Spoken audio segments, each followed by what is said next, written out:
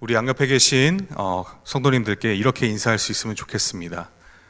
하나님의 사랑 때문에 이곳에 왔습니다. 참으로 하나님의 사랑의 부르심이 우리 각 사람을 예배 자리로 부르신 줄 믿습니다. 이 탕자의 비유는 여러분들께서 한 번쯤은 들어보셨을 만한 이야기입니다. 아버지가 있는데 그 아버지에게 두 아들이 있었습니다. 그 중에 작은 아들이 아버지가 돌아가시지 않았음에도 자기 분깃으로 예정되어 있던 그 재산을 내어달라고 이야기하고, 아버지는 말없이 그 재산을 그 작은 아들에게 내어주죠.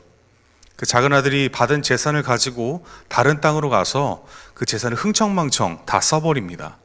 그리고 나서 보이는 것이 우리가 오늘 읽었던 이 본문의 말씀이죠. 방탕한 아들은 아버지께로부터 받았던 그 유산을 모두 탕진하고 돼지나 먹을 법한 쥐염 열매를 먹는 처지로 나락에 떨어지게 됩니다. 그제서야 아들이 떠올린 것은 아버지가 있던, 자기가 왔던 바로 그 집입니다. 양식이 풍부해서 많은 일꾼들이 먹고도 남음이 있는 바로 그런 장소입니다. 그러나 그 이면에 있었던 가장 중요한 속성을 아들은 떠올리지 못하고 있습니다. 아버지가 아들에게 재산을 내어달라는 그 요청을 들었을 때 어떤 기분이었을지 아들은 떠올리지 못하는 것 같습니다. 지금도 마찬가지겠죠. 아들이 자기에게 배정되어 있는 유산을 미리 내어달라고 하는 게 정상적인 경우는 아닙니다. 하물며 예전에 그 이스라엘 그 시대에서는 이렇게 자기에게 예정되어 있는 분깃을 미리 달라라고 하는 것은 이제 더 이상 나는 당신의 아들로 살지 않겠다라고 의절하는 거나 마찬가지 메시지였습니다. 그런데 아버지는 그 말도 안 되는 요구에도 불구하고 재산을 아들에게 내어주죠. 아버지는 아들을 사랑했기 때문입니다. 거기에 어떤 이득이나 대가를 취하고자 하는 것이 아니라 아버지는 그저 재산을 내어달라고 지금 말도 안 되는 요구를 하고 있는 사람일지라도 그 사람이 바로 자신의 아들이기에 말없이 재산을 내어주었던 것입니다. 그런데 여기에서 아들은 자기의 처지를 마침내 깨닫습니다. 자기가 어떤 행동을 했는지도 알았고 자기가 아버지 앞에 어떤 상황에 놓여 있는지도 이제는 자각을 했습니다. 그래서 아버지에게 가서 나는 이렇게 이야기하겠다라고 한 것이 품꾼이라는 단어를 쓰게 되죠. 헬라어로 이 품꾼이라는 단어를 어떻게 썼는가를 봤더니 미스티오스라고 씁니다. 옛날에 신약 성경에 쓰였던 시대에는 노예가 크게 두 종류가 있습니다. 하나는 집안에 소속된 노예라서 따로 삭슬 받지 않고 함께하는 노예가 있고, 다른 하나는 오늘 우리가 본문에서 보고 있는 이 품꾼이라는 개념입니다. 삭슬 받지 않는 노예는 우리가 보기에는 그냥 집안에 소속된 노비나 마찬가지가 아닌가라고 생각하기 쉽지만, 그때 당시에 삭슬 받지 않고 집에서 소속된 그 노예는 의외로 지위가 높았습니다. 주인의 아들과 함께 다니면서 공부를 함께 하기도 하고, 나중에는 그 아들이 높은 자리에 오르게 되면은 이 노예 또한 중요한 위치에 놓이게 되면서 나중에는 면천이 되고 자유인으로 풀려나기까지 했던 그런 노예였습니다. 그런데 반대로 봤을 때 이 미스티오스, 삭슬 받는 노예는 어떤 노예일까요? 삭 이외에는 주인과 어떠한 연결점도 없는 노예입니다. 아들이 아버지에게 가서 나를 삭군의 하나로 보소서라고 이야기했을 때 여기는 어떤 의미가 있냐면, 아버지, 이미 나는 아들로서 내 위치를 포기한 것이나 마찬가지니 삭슬 받고 그저 아버지 옆에서 살게만 해주십시오 라는 의미를 가지고 있습니다. 아들은 더 이상 아버지 앞에서 내가 아들이라고 주장하기를 포기한 것이죠. 그렇게 하면서 돌아가기로 겨우겨우 결심한 겁니다. 그런데 우리가 여기에서 한 가지 짚고 넘어갈 점이 있습니다. 아까 말씀드렸던 것처럼 이 시대에 아버지가 돌아가시지 않았음에도 유산을 요구했던 것은 의절이나 마찬가지다라고 제가 말씀드렸죠. 그런데 그럼에도 불구하고 자기가 정말 죽기 직전의 상황이 되니까 집으로 돌아가겠다라고 결단한 데는 그곳에서 아들이 자기 스스로가 어떤 존재였는가를 떠올렸기 때문에 가능한 일이 아니었을까라고 생각이 듭니다. 집에서 아들은 분명히 사랑받는 존재였을 겁니다. 아무리 자기의 행동이 패륜적이고 못나 보여도 어쨌든 아들은 거기에서 아들이었습니다. 아버지의 아들이었기 때문에 가족의 일원으로 인정을 받았고, 아버지의 아들이었기 때문에 그 집 안에서 자기 몫의 재산을 달라고 말도 안 되는 요구를 했더라도 아버지는 말없이 그 재산을 내어줄 수 있었던 것이죠. 그렇기에 아들도 어렵게나마 다시 한번 집으로 돌아가겠다라는 결단을 할 수 있었던 겁니다. 어찌됐든 간에 공동체의 일원이었다라고, 그리고 그곳에서 내가 사랑받는다라고 확신을 가질 수 있는 장소가 있다는 것이 얼마나 중요한지 모릅니다.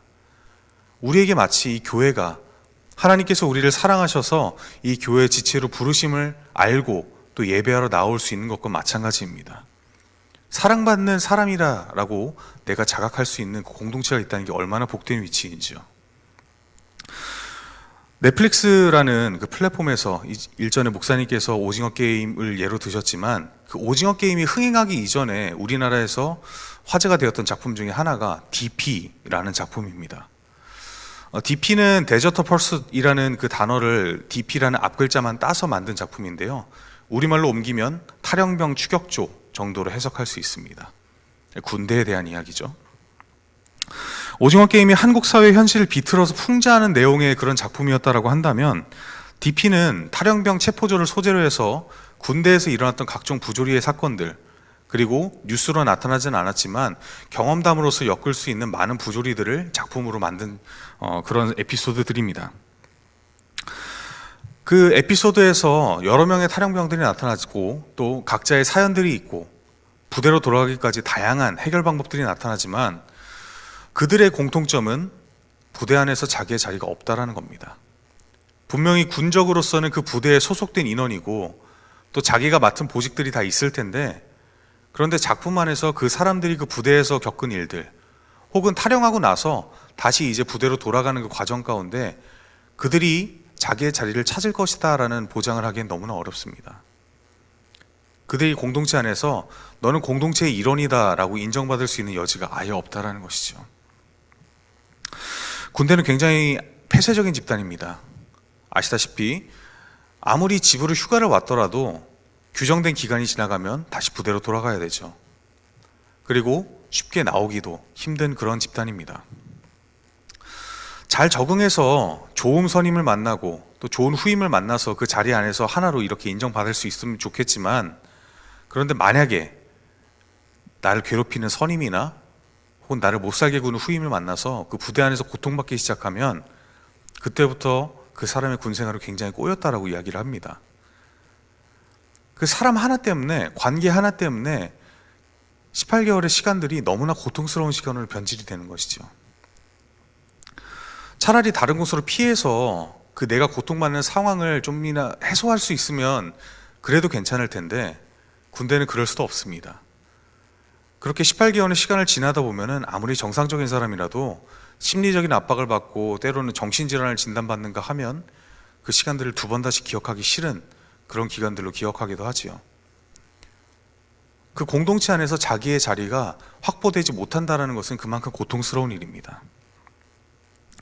근데 세상에서도 마찬가지입니다. 세상에서 자기의 자리를 인정받는다는 것이 얼마나 힘든 일인가요? 한 공동체 안에 이방인이 와서 그곳이 내 자리다라고 인정받기까지 얼마나 많은 시간이 걸리고 얼마나 많은 노력을 들여야 되고 얼마나 많은 고통을 받아야 되는지 우리는 많은 사연들과 상황들을 보면서 그것을 알게 됩니다.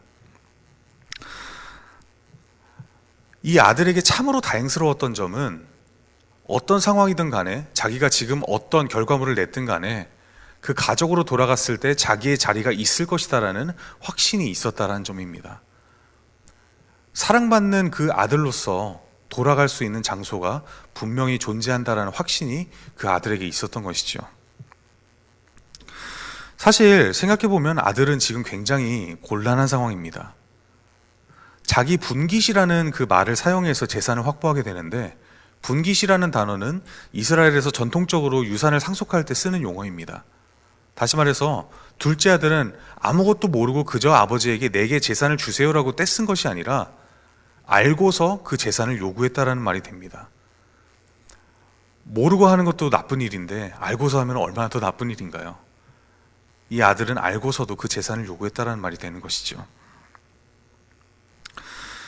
그렇기 때문에 이 미스티오스라는 단어를 사용해서 내가 감히 아들이라 칭할 자격도 없고 아버지 앞에서 그저 삭시나 받으며 일하는 그런 노예가 되겠습니다라고 이야기한 것은 아들 입장에서는 상당히 자기가 할 수 있는 한 최선을 다해서 잘못을 구하겠다라고 이야기하고 행동으로 옮긴 것에 가깝습니다.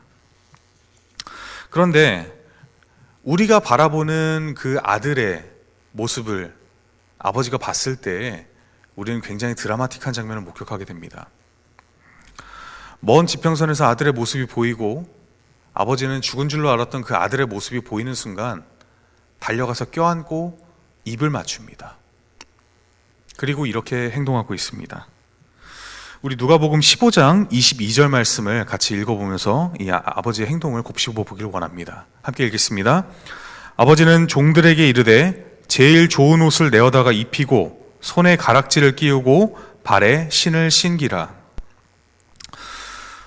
제일 좋은 옷을 내었다라고 하는 것은 어떤 것이냐면 지금으로 따지면 훈장을 다시 이렇게 내어주는 것에 가깝습니다. 다시 말해서 이 사람의 신분을 다시 한번 회복시키겠다라는 의미를 담고 있습니다. 그리고 손에 가락지를 끼운다라는 것은 아버지의 아들이다라는, 그 뒤를 이을 사람이다라는 것을 다시 한번 확인시켜 주는 것입니다. 신을 신긴다라는 것은 어디에 떠돌아다니는 것이 아니라 이제 너는 집에 다시 들어와도 된다라는 그런 의미를 담고 있죠. 창세기 41장에 보면 요셉이 파라오의 꿈을 해석하고 이집트 전역의 총리가 되었을 때 이것과 굉장히 유사한 형태로 높임을 받는 장면이 나타납니다. 파라오의 전차를 받고 또 세마포 옷을 입고 왕의 인장을 받아서 이집트 전역에 명령을 내릴 수 있는 권한을 보장받습니다. 아들의 모습도 이와 유사하죠. 제일 좋은 옷을 내어다가 입히고 또 손에 그 반지를 끼워주고 발에는 신을 신겨서 그저 그 돼지 개암나무 열매 먹으면서 간신히 연명하던 그런 거렁뱅이가 아니라 집에 와서 주인인 아버지의 아들로 다시 신분이 회복되는 그런 모습으로 나타나는 것입니다.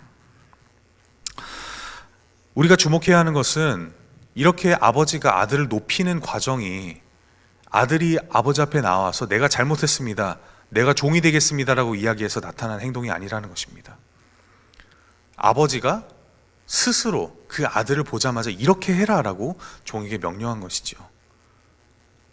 누군가는 이렇게 얘기할 수도 있습니다. 그래도 아들이 최대한 자기를 낮췄으니까 아버지가 용서하고 해준 게 아닐까?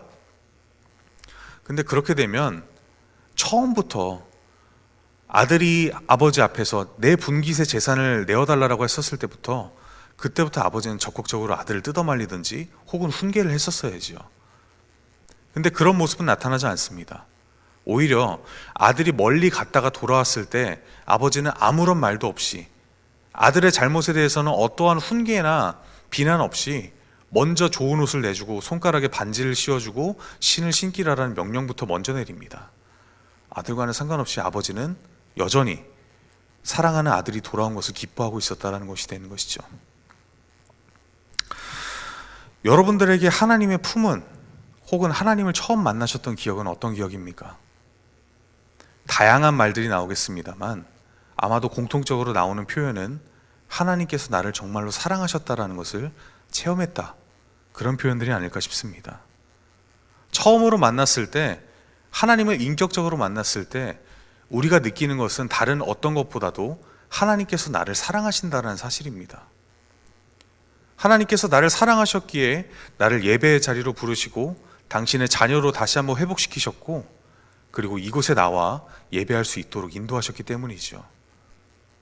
이곳에 부르고 다시 한번 우리의 이름을 불러주시는 것은 먼저는 하나님께서 우리를 사랑하셨기 때문에 가능한 일입니다. 그렇다면 이 사랑한다라는 것은 나뿐만 아니라 내 주변에 있는 모든 이들에게도 적용되는 말씀입니다. 여기에 함께 예배드리고 있는 성도님들 포함해서 복음을 모른 채로, 하나님을 모른 채로 여전히 세상에서 발버둥 치고 있는 그 사람들에게도 하나님은 그들이 돌아왔을 때 기쁨으로 좋은 옷을 입히시고 손가락에 반지를 끼워서 그의 자녀임을 나타내시고 신을 신겨서 언제든지 예배의 자리가 됐든지 혹은 하나님을 아는 어떤 그 지체들의 모임에 들어가서 하나님 앞으로 나올 수 있도록 그렇게 이끌어 주시는 분이시라는 것입니다.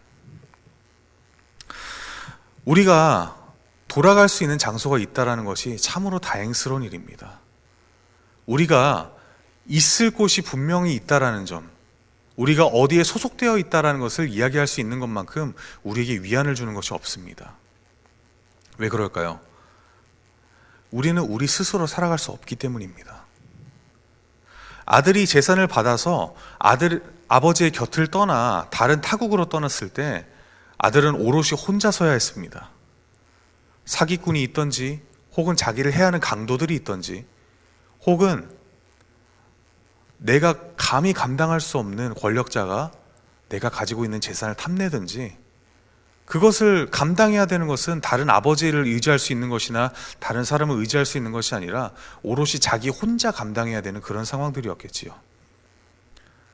재산을 탕진했다라고는 하지만 우리가 우리 혼자 세상에 떨어졌을 때 감당해야 되는 상황들은 사실 그것보다 더 위험하고 더 위태로운 상황들의 연속입니다. 그렇기 때문에 우리에게도 마찬가지로 하나님께서 우리를 사랑하신다는 사실을 기억하고 또 그 사실을 확신한다면 우리는 그 세상에서 하나님께로 돌아가자라고 결단할 수 있어야 됩니다. 다른 어떤 것보다 하나님께서 나를 사랑하신다는 사실을 알고 있기 때문에 아들이 자기가 했던 행동에도 불구하고 아버지께로 돌아가자라고 결단하면서 발걸음 옮겼던 것처럼 우리 또한 하나님께로 돌아가기를 결단하고 우리의 발걸음을 이곳으로 이끌어 나가야 하는 것이죠. 여러분들은 그 믿음을 가지고 이 자리에 나오신 줄 믿습니다. 하나님의 사랑을 믿고 하나님의 사랑을 확신하셨기 때문에 이 예배 자리에 나오신 줄 믿습니다. 그리고 하나님께서, 우리를 사랑하시는 하나님께서 여러분들의 모습에 기뻐하실 줄 믿습니다. 하나님께서는 우리를 사랑하시는 장소, 그리고 사랑하실 장소, 천국에 대해서 이렇게 말씀하고 계십니다. 마태복음 6장 33절의 말씀을 같이 읽기를 원합니다. 함께 읽겠습니다. 그런즉 너희는 먼저 그의 나라와 그의 의를 구하라. 그리하면 이 모든 것을 너희에게 더하시리라. 아멘. 우리가 말씀의 앞뒤 순서를 좀 주목할 수 있으면 좋겠습니다. 어떤 일을 진행할 때 우리가 보통 생각하는 것은 우리 주변에 있는 것들을 차근차근 정리해 나가는 겁니다. 길을 만들 때도 마찬가지죠. 착공식을 했다면 그 착공식이 있었던 장소에서부터 공사가 계획하고 있는 그 도달하는 목적지까지 차근차근 도로를 포장해 나갑니다. 그런데 본문의 말씀은 어떻죠? 마태복음 6장 33절 아까 읽었던 말씀에서는 하나님의 나라와 그의 의를 먼저 구하라라고 하고 있습니다. 보통 생각하기에 하나님의 나라와 그의 의라고 하면 우리가 도달해야 되는 곳이 아닌가라고 생각하기 마련인데, 우리에게 하나님께서, 예수님께서 우리에게 말씀하시는 것은 하나님의 나라와 그의 의를 먼저 구하면 거기까지 닿기 위해서 필요한 것은 하나님께서 이미 제공하실 것이다라고 이야기하고 계신 것이지요. 우리가 구해야 할 것은 내 주변에 있는 것을 챙기는 것이 아니라 하나님이 우리를 부르시는 그 장소를 먼저 구하라라는 것입니다. 아들이 비록 아버지의 곁을 떠나서 타국에서 자신의 재산을 탕진했지만 아버지의 장소를 떠올렸던 것처럼 우리는 세상에 홀로 떨어져 있지만 그럼에도 아버지가 계신 이 장소를 먼저 떠올리라는 것입니다. 그리고 아버지의 뜻이 이루어지는 이 장소로 나오기를 구하라라는 것이죠. 다행스럽게도 우리는 아들이 겪었던 그 고생이 어떤 것인가를 미리 보았습니다. 하나님의 나라로 돌아가기 위해서 그 고생길을 거쳐야 했지만 말씀을 통해서 우리는 그 고생길을 가능한 한 회피하고 하나님의 나라를 먼저 구하면 이 모든 것이 하나님께서 미리 예비하시고 우리에게 더하신다라는 사실을 보고 있습니다. 하나님께서 우리에게 요구하시는 것은 다른 것이 아닙니다. 아들이 이야기했던 것처럼 내 잘못을 빌고 내가 어떻게 하겠다라는 그 계획을 얘기하는 것을 원하시는 것이 아닙니다. 무엇보다 그 집에 돌아가기를 원하고 계십니다. 아버지는 아들이 돌아왔을 때 옷을 입히고 반지를 끼우고 신을 신겼던 그 행동을 먼저 했던 것은 아들이 와서 자기에게 어떤 용서를 빌고 감히 재산을 가져갔던 것에 대한 대가를 내놓는 것이 아니라 그저 아들이 돌아왔기 때문에 그런 행동을 했던 것입니다. 우리는 아버지가 계신, 하나님 아버지께서 계신 그 장소로 돌아왔을 때 하나님께서 우리에게 어떤 죄의 대가를 치르기보다 예수 그리스도의 보혈을 인정하고 그 구주를 영접하고 우리가 나왔기 때문에 다른 것보다 우리에게 먼저 의롭다 인정해 주시고 제사장의 옷을 입혀주시고 그리고 이곳으로 나올 수 있도록 친을 신겨주시는 분이라는 사실을 알고 있습니다. 메마른 세상에서 생명수가 흐르는 본향으로 향할 때 하나님 아버지께서는 우리를 당신의 자녀로 회복시키시고 예수 그리스도의 보혈에 힘입어 상처 가득한 우리의 발을 닦아주시는 분이십니다. 말씀의 울타리 안에서 평온하게 거하고 있는 99마리의 양이 이미 거하고 있기 때문에 하나님께서는 그것들을 보면서 기뻐하시지만 지금 막 돌아온 그 한 마리의 양 때문에 잔치를 벌일 만큼 기뻐하시는 분이 또한 하나님이십니다. 예수 그리스도의 오심, 그것을 기억하는 지금 이 시간에 그 오심은 하나님께서 우리를 부르시는 음성인 줄 기억하길 원합니다. 복음을 영접하는 이는 그 본향의 기억을 살려서 아버지의 품으로 돌아가고자 하는 사람들입니다. 하나님 아버지께서는 오늘도 당신의 아직 오지 않은 자녀들이 곧 죽을 것이나 다름없는 이들을 다시 찾고 다시 당신에게 살아 돌아오기를 기다리고 계십니다. 당신의 사랑을 누리던 자녀들이 그 기억을 떠올려서 이 예배의 자리로 돌아와 자녀들 권세를 회복하기를 바라고 계십니다. 우리 해야 할 바는 일어나서 그 부르심에 응답해 하나님께서 계시는 이 자리로 나오는 것이고, 나아가서는 하나님을 모르는, 하나님께서 애타게 찾으시는 그 영혼들도 함께 예수 그리스도가 있는 이 자리로 함께 나올 수 있도록 해야 하는 것입니다. 하나님의 나라를 향하여 작지만 결코 가볍지 않은 발걸음을 뗄 때 하나님은 오늘 당신께서 예배하신 은혜를 우리에게 더하십니다. 사랑의 장소로 돌아갈 수 있길 바랍니다. 하나님의 사랑을 받는 여러분, 오늘 이 순간 예수 그리스도라는 부르심에 응답하는 우리 모두가 될 수 있길 바랍니다. 이 자리에서 우리 모두를 부르고 계십니다. 이 자리에서 우리가 바라보고 있는 복음을 모르는 이들 향해서도 부르고 계십니다. 십자가의 자리에 함께 나아가는 우리 모두가 되기를 바랍니다. 기도하시겠습니다.